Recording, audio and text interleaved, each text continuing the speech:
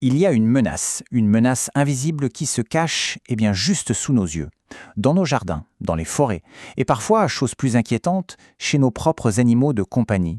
Alors aujourd'hui, on va braquer les projecteurs dessus. Pensez-y une seconde. Une petite coupure en faisant du jardinage, ou alors la griffure d'un chat. Un truc qui a l'air de rien. Mais voilà, au lieu de guérir tranquillement, ça s'enflamme. Ça ne part pas. Pire, ça commence à s'étendre. Alors qu'est-ce qui peut bien se cacher derrière une blessure qui s'acharne comme ça ? Eh bien, la réponse à cette question, c'est la sporotrichose. C'est une maladie fongique chronique causée par un champignon du genre Sporotrix. Et son signe le plus flagrant, c'est justement ça, des plaies qui n'en finissent pas de cicatriser. Alors allons voir qui est ce fameux coupable microscopique. Ok, pour bien saisir de quoi on parle, il faut remonter à la source. Et à la source, on trouve un champignon vraiment fascinant. On pourrait presque dire que c'est un métamorphe. Alors voilà le truc avec le Sporotrix. On dit qu'il est dimorphe. Ça veut dire quoi ? Simplement qu'il a deux visages, deux formes. Dans la nature, disons entre 25 et 30 degrés, c'est une moisissure, le genre de choses qu'on trouve sur les plantes ou dans le sol. Mais dès qu'il entre dans un corps plus chaud, à 37 degrés, comme le nôtre ou celui d'un animal, hop, il se transforme. Il devient une levure. Et c'est cette forme-là, la levure, qui est responsable de l'infection. Du coup, la question c'est où est-ce qu'on peut tomber dessus ? La réponse est un peu déconcertante. Un peu partout en fait. Ce champignon, il est omniprésent. Dans la terre, sur la végétation, sur du bois mort, on le trouve sur toute la planète. L'infection, elle, arrive typiquement quand ce champignon s'infiltre par une petite coupure, une petite brèche dans la peau.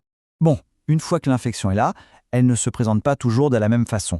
En réalité, il y a 3 visages, 3 formes principales de la maladie. Alors, on a d'abord la forme lymphocutanée. Ça, c'est vraiment la plus commune et de loin. Ensuite, il y a la forme cutanée qui reste plus locale. Et enfin, la forme disséminée. Elle est très rare, heureusement, parce que c'est aussi la plus sérieuse, la plus dangereuse. Ok, prenons le cas le plus classique, cette fameuse forme lymphocutanée. Le cheminement est assez typique. D'abord, le champignon entre, par une blessure. Un petit nodule, une petite boule dure apparaît à cet endroit. Et puis, l'infection ne reste pas là. Elle commence à remonter le long des vaisseaux lymphatiques, créant une sorte de chapelet de nodules sous la peau. À la fin, ces lésions peuvent s'ouvrir, s'ulcérer et suivre. Et chez les chats alors ? Les signes sont souvent concentrés au même endroit.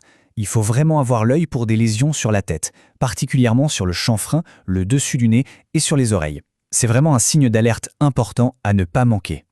Et c'est là que l'histoire prend un virage vraiment crucial. Parce que oui, plein d'animaux peuvent attraper la sporotrichose. Mais le chat, lui, joue un rôle très très particulier dans la transmission.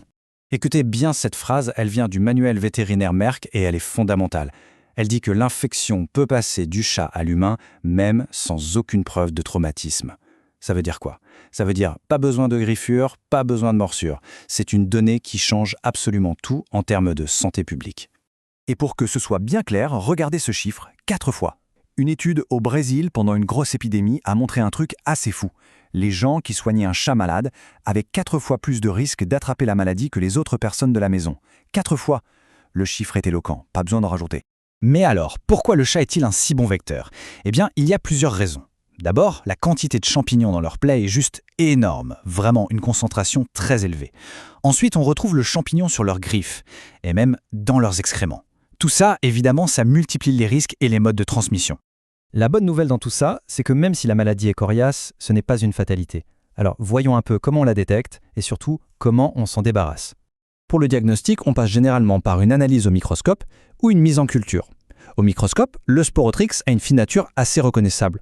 Ces levures ont souvent une forme de cigare, un peu allongée, mais attention, il faut être prudent parce qu'on peut facilement les confondre avec un autre champignon qui s'appelle Histoplasma.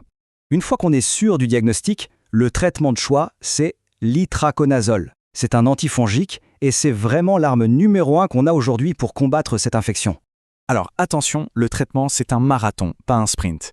C'est super important de continuer à le prendre pendant au moins 1 mois après que tous les symptômes aient disparu. Sinon, on risque une rechute. Et pour les chats, il faut être encore plus patient. Le traitement peut facilement durer plus d'1 an. On arrive maintenant au point peut-être le plus important, le risque de transmission à l'humain, ce qu'on appelle le risque zoonotique. Parce que comprendre cette maladie, c'est avant tout savoir comment s'en protéger et comment protéger son entourage. Les précautions à prendre sont claires et il faut les appliquer à la lettre, surtout si on a affaire à un chat infecté. D'abord, une hygiène impeccable quand on manipule l'animal. Ensuite, on utilise des équipements de protection, comme des gants.